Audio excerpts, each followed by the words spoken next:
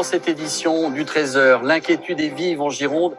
Les incendies ne sont toujours pas maîtrisés. Plus de 4000 hectares de pinèdes ont été brûlés. C'est le plus gros feu de forêt observé dans la région depuis plus de 30 ans. Nous ferons le point avec notre envoyé spécial à la Teste de Bûche, Nicolas Fleury, dans un instant. L'Ukraine, voilà, je vous le disais, la situation est toujours compliquée en Gironde sur le front des incendies à Landiras.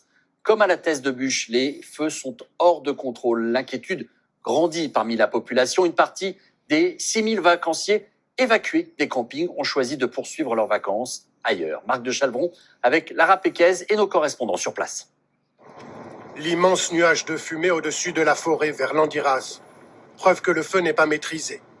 Plus de 2100 hectares ont déjà brûlé ici. Des paysages complètement dévastés.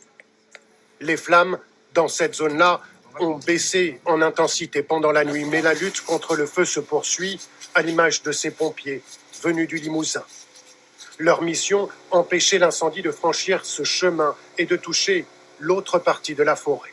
Depuis hier, c'est surveillance pour éviter toute reprise, justement pour qu'ils sautent ce chemin qui est infranchissable de moment. À 70 km plus à l'ouest, autour du lac de Cazaux et du bassin d'Arcachon, l'autre incendie se poursuit. Lui aussi, il a même gagné en intensité pendant la nuit.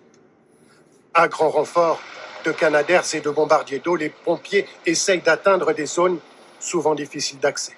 Il y a des petits cheminements, il n'y a pas de grandes pistes, il y a des petits chemins, donc des difficultés à progresser dans ces chemins et des difficultés à se croiser. Donc on y arrive, mais ça peut prendre plus de temps. Et c'est Nicolas Fleury que l'on retrouve en direct de la Teste de Bûche. Bonjour Nicolas, les flammes progressent et les prévisions météorologiques n'incitent pas franchement à l'optimisme. Non, pas vraiment. Dans toute la Gironde, ce sont déjà plus de 4000 hectares qui ont brûlé. Rien qu'ici, à la Teste de Bûche, 2100 hectares de forêt sont partis en fumée. Alors, ils sont plus de 1000 pompiers à travers tout le département, toujours sur le qui-vive. Vous les voyez ici derrière moi.